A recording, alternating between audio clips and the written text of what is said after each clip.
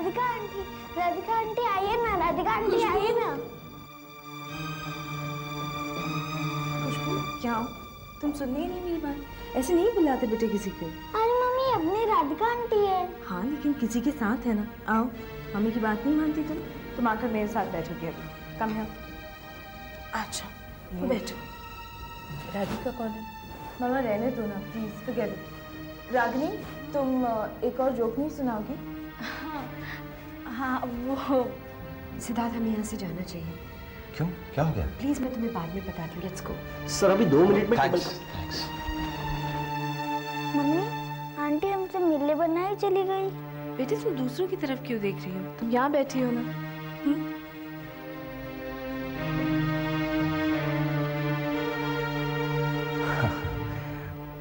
चलो मैं एक जोक सुनाता हूं। एक बार एक लड़के ने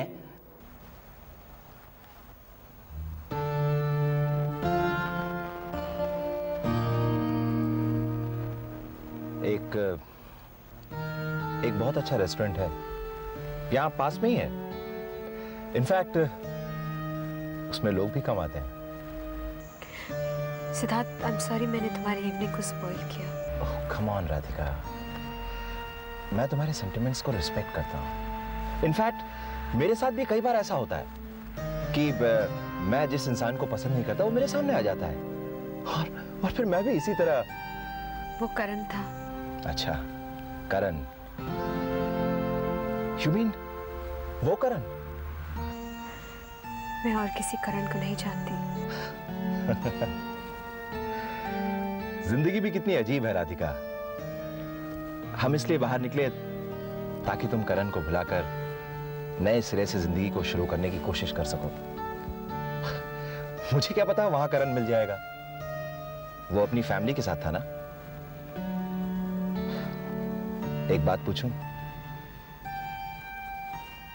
क्या तुम सच में करण को भुलाना चाहती हो? हाँ।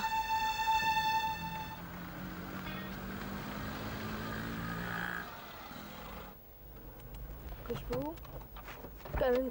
हाँ मैं ले लेता हूँ। मामा हाँ जरा मैं बैग ले लीजिए प्लीज।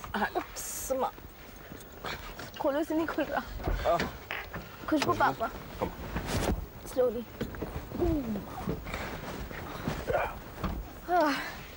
दो माँ। ये लो बेटा। शिवानी। हाँ बेटा रेस्टोरेंट में वो लोग कौन थे जिन्हें देखकर आप लोग इतने परेशान से हो गए थे?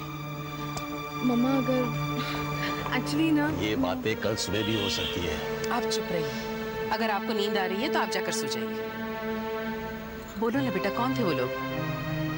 मम्मा प्लीज शाम इतनी अच्छी गुजरी है, अगर ये सब बातें पूछोगी तो मूड फिर से खराब हो जाएगा। देखो बेटा, मैंने तुम्हें इतना परेशान कभी नहीं देखा जितना आज शाम को देखा रेस्टोरेंट में उस वक्त। और बेटा हर माँ का हक बनता है कि वो अपने बच्चे से उसकी परेशानी पूछे। माँ करण के बिजनेस में कुछ ऐसे लोग हैं जिन्हें हम पसंद नहीं करते। वो लोग उन्हीं कुछ लोगों में से हैं।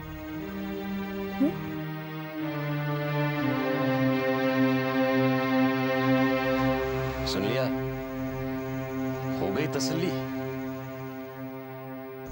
तुम यहाँ करमचंद बनने आई हो या शिवानी की देखभाल करने? मैं उसकी मदद करना चाहती हूँ, इसीलिए मैंने सवाल पूछा था।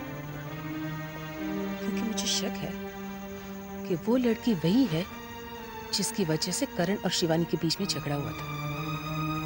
करण की प्रेमिका। तुम एक काम क्यों नहीं करती? क्या? तुम एक नॉवेल क्यों नहीं लिखती? इसी बहाने कुछ पैसे भी कमा लोगी, कम से कम बुढ़ापा तो अच्छे से गुजरेगा। करण की प्रेमिका, व्हाट नॉनसेंस। नॉनसेंस नहीं, सिक्स सेंस। माँ का सिक्स सेंस। अच्छा ये वाला सुनो। एक पापे जी हाईवे पे गाड़ी चलाते हुए जा रहे हैं। अचानक उनको नींद आने लगती है। अब पापे जी ने सोचा अगर यहां गाड़ी में सो जाऊंगा तो लोग समझेंगे पागल हो गया है। तो पापे जी बड़ा परेशान, दिमाग लड़ाया। फिर उन्होंने सोचा ऐसा करता हूं, गाड़ी का बोनट खोल देता हूं और गाड़ी के नीचे सो जाता हूं। लोग समझेंगे गाड़ी ठीक कर रहा है और इसी बहाने नींद भी पूरी हो जाएगी। तो फिर क्या, पापे जी ने बोनट खोला और गाड़ी के नीचे जाके सो गए। करीब 2-3 घंटे बाद एक आदमी आया, उसने पापे जी को हिलाया। पापे जी ने आंख खोली। आदमी ने पूछा, पापे जी यहां क्या कर रहे हो? पापे जी को गुस्सा आ गया, बोले देखता नहीं गाड़ी ठीक कर रहा हूं। आदमी ने बड़े प्यार से मुस्कुरा के बोला, पापे जी आपकी गाड़ी तो 2-3 घंटा पहले आरटीओ वाले उठा के ले गए। Good one. सिद्धार्थ, तुम हमेशा खुश कैसे रहते हो? वो इसलिए कि क्योंकि मैं ऐसा ही चाहता हूं। मैं हर चीज से खुश हूं राधिका। लेकिन हर चीज से खुश रहना मुमकिन कहाँ है? मुमकिन है। मैं बहुत छोटा था जब मैं अनाथ हो गया। उसके बाद जिंदगी से मुझे जो भी मिला वो मेरे लिए बोनस है, इसीलिए मैं खुश हूं। कितनी अजीब बात है ना, हम दोनों एक ही ऑफिस में काम करते हैं लेकिन एक दूसरे के बारे में कितना कम जानते हैं। हर इंसान अपने दिल में एक कहानी लिए घूमता है और वही कहानी उसकी दुनिया होती है। हाँ ये तो है, हर इंसान दुनिया को अपनी नजर से देखता है, कोई खुश होकर तो कोई उदास होकर। सिद्धार्थ, एक बात पूछूं? एक नहीं 2 बात पूछो। तुमने कभी किसी से प्यार किया है? किसी से? अरे एक हो तो बताऊं। मतलब ये कि फर्स्ट ईयर में थी मोनिका, अंजलि और गौरी। उन तीनों ने मुझे ये कह के छोड़ दिया कि यार तुम बहुत लंबे हो। फिर सेकेंड ईयर में मैंने करीब 15 लड़कियों को प्रपोज किया। Really? यस, लेकिन सब प्यार से पतली गली से निकल गए। फिर थर्ड ईयर पहुंचते पहुंचते तो ये हालत थी कि दरवाजे पे अगर कोई सेल्स गर्ल आ जाए तो मैं उसे भी प्रपोज कर देता था। मैं प्रपोज करता गया, वो डिस्पोज करती गई। मैं प्रपोज करता गया, वो डिस्पोज करती गई। तुम बिल्कुल जोकर हो।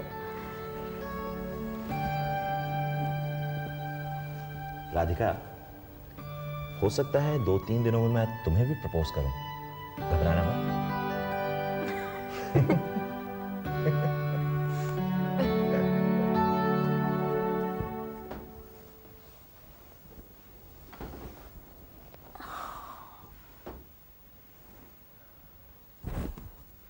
सो गया? नहीं। एक्चुअली मैं तुम्हें थैंक यू कहना चाहती थी। किस लिए? आज इतने दिनों बाद हम सब बाहर गए थे, मुझे बहुत अच्छा लगा। इसमें थैंक्स की क्या बात है, मुझे भी अच्छा लगा।